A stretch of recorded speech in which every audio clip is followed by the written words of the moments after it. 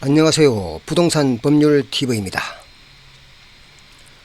오늘은 귀농이나 귀촌을 원하시는 분들이 관심이 많으신 농촌 체류형 쉼터의 도입 배경과 그 내용, 그리고 기존에 가지고 있던 농막에서의 농촌 체류형 쉼터로의 전환 및 기능 개선에 관한 문제와 농림지역에서도 농민이 아닌 농업인이 아닌 일반인도 단독주택을 허용한다는 내용으로 설명드리도록 하겠습니다.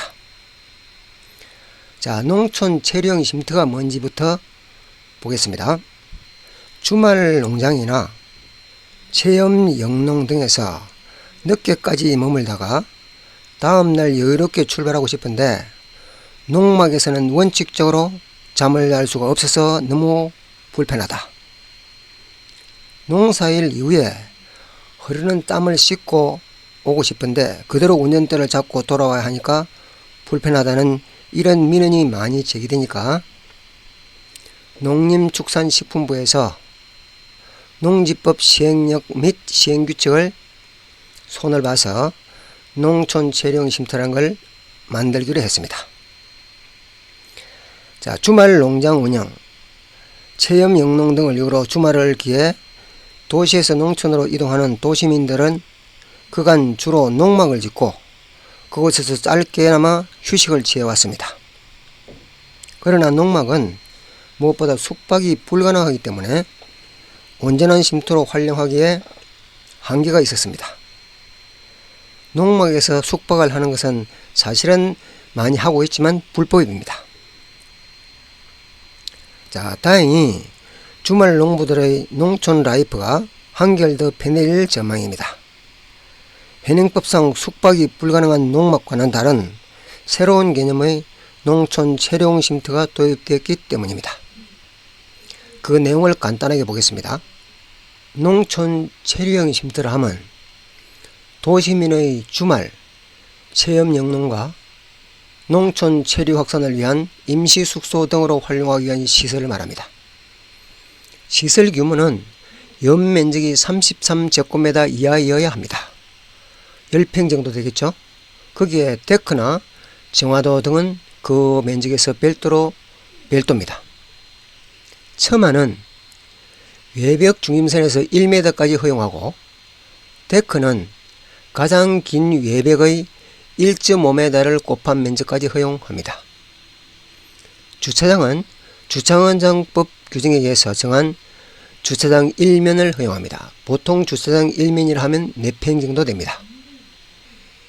별장처럼 노는 용도가 아니고 어디까지나 영농 목적이니까 영농 의무가 주어지는데 영농 목적으로 준비해야 될 부지는 쉼터가 33제곱미터 한 10평 정도 되고 부속시설은 데크와 정화조 하고 그 다음에 주차장 이런 걸 다 합치면 한 10평 정도 되겠죠.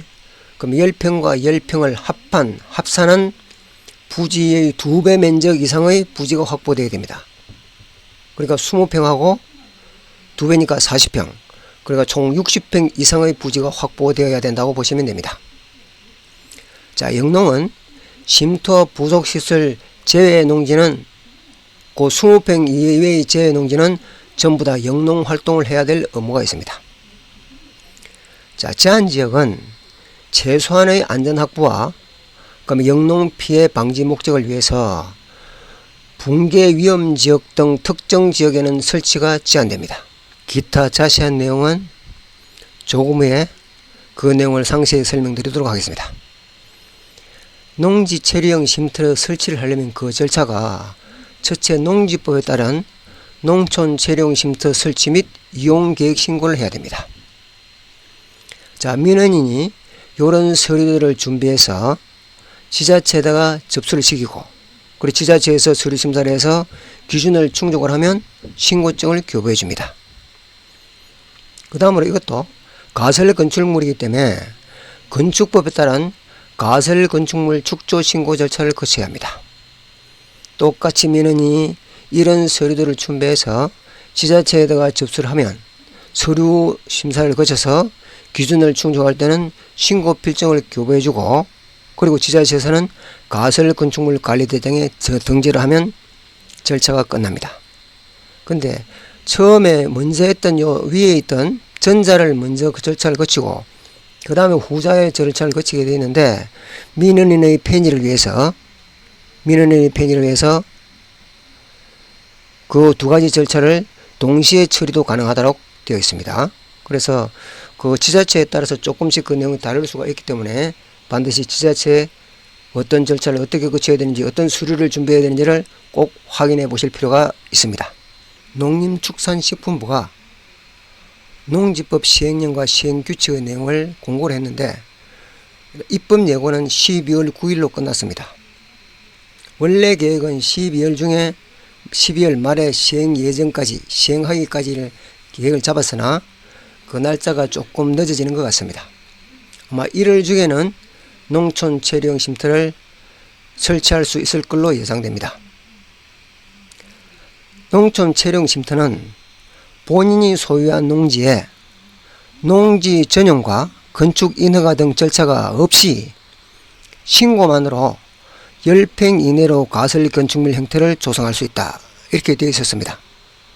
그런데 본인이 소유한 농지인 게 원칙이지만 그 대지 소유자의 성낙서를 첨부해도 되니까 타인의 토지라도 성낙서만 있으면 가능하다고 봐야 되고 그 기간이 3년 단위로 연장해서 12년까지로 되어 있었으나 그럼 12년 지나면 철거해야 된단 말이냐 이런 문제가 생기니까 지자체가 조례로 3년 단위로 계속 연장할 수 있도록 바꿨습니다.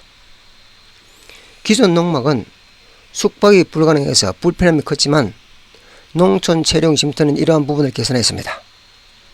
도시민들이 손쉽게 저렴한 비용으로 농촌 생활을 체험할 수 있어 농촌 생활 인구를 늘리고 농촌 소멸에 대응하기 위해 도입한 농촌 체류형 쉼터는 주말을 이용해 도시에서 농촌으로 이동하는 인구 확대에도 도움이 될 것으로 기대하고 있습니다.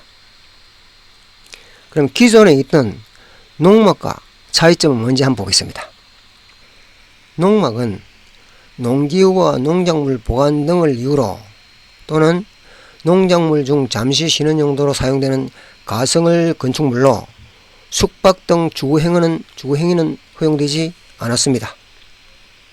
농촌 체류형 쉼터는 총 면적이 33제곱미터 이내의 가설 건축물로 기존 농막의 넓이 20제곱미터 6평에 비해서 생활 반경이 더 넓어져 주거지로서의 장점이 더 커졌습니다. 부엌과 화장실을 위한 정화조도 설치할 수가 있고 데크와 처마도 설치할 수가 있고 최근 주말 체험 농장 등 농업 현장의 변화를 반영해서 주차장법에 따른 주차장도 설치할 수가 있습니다. 임시 숙소로 활용하기 때문에 경사가 가파르거나 붕괴 위험이 있는 곳 또는 국가가 정한 방제지구나 자연재해 위험 개선지구 등에는 설치를 금지하고 있고 기존 농막보다 입지 조건은 좀 강화되었습니다. 자다가 사고를 당하면 안되기 때문입니다. 영농활동의 편의성을 높이는 시설들이 들어서는 만큼 안전도 중요합니다. 그래서 위급한 상황이 발생할 때 신속하게 차량 이용이 가능하도록 해낭도로 등이 접해 있어야 합니다. 농지에 쉼터를 설치해야 하며 취사나 난방을 할 수 있기 때문에 주택용 소방시설인 소화기, 단독 경보행 감지기 설치도 의무사항입니다. 그럼 기존에 있던 농막을 활용은 못하는가를 알아보겠습니다. 기존 농막이 농촌 체류형 쉼터 설치 입지와 기존에 부합하다면 큰 경사지가 아니고 그 다음에 설치 금지 지역이 아니라면 이 말이겠죠. 3년의 유효기간을 두고 쉼터로의 전환을 허용할 계획입니다. 합법적으로 설치한 농막은 물론 임시 숙소처럼 사용하는 농막은 원칙은 숙소처럼 사용하면 안되지만 불법으로 사용을 하고 있었습니다. 법 테두리 안으로 포용하여 양성화하는 것이 목적입니다. 원래 취지대로 사용되는 농막도 규제를 개선해 농민과 기농 기촌인이 불편사항을 해소하고자 합니다. 농막 총 넓이 20제곱미터 6평와는 별도로 데크와 정화조 설치를 허용하고 농업 현장의 여건을 고려해 한 면의 주차장 시설도 허용할 계획입니다. 농촌 체류형 쉼터는 가설 건축물 형태로 짓기 때문에 비주택으로 지용돼 주택이 아닙니다. 그래서 양도소득세와 종합부동산세 등 부동산 관련 세제는 부과 대상이 아닙니다. 물론 도시에 주택을 가지고 계신 분은 주택의 수혜도 포함되지 않습니다.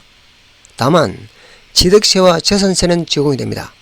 가격에 따라 차이가 좀 있겠지만 취득세는 통상 한 10만원 정도, 재산세는 연 1만원 정도 부과될 걸로 예상이 됩니다. 자, 쉼터를 농지에서 가설 건축물 설치를 허용한 것은 집을 짓거나 큰 비용을 들이지 않고도 임시숙소에서 귀농이나 귀촌의 징검다리 역할로 활용하기 위한 취지에 따라서 전입신고를 하는 등 집처럼 사용해서는 안됩니다. 전입신고를 하시면 안됩니다. 또한 쉼터는 대지가 아닌 농지에 설치되는 시설이기 때문에 농지법에 따른 반드시 농사를 지어야 하는 것도 필수 조건입니다. 농촌 체류형 쉼터가 별장처럼 이용되는 행위를 막기 위함입니다. 자, 지금까지가 농촌 체류형 쉼터의 도입 취지와 그 내용에 대해서 간단하게 알아봤습니다. 지금부터는 농림지역에 농업인이 아닌 일반인도 단독주택 건축을 허용한다는 내용에 대해서 말씀드리겠습니다. 정부는 보전산지와 농업진흥구역을 뺀 농림지역에서 일반인의 단독주택 건축을 허용하기로 했습니다. 자, 그간에는 농업 종사자의 단독주택 건축은 허용되어 왔지만 비종사자는 일부 지역을 제외하고는 건축이 금지되어 왔습니다.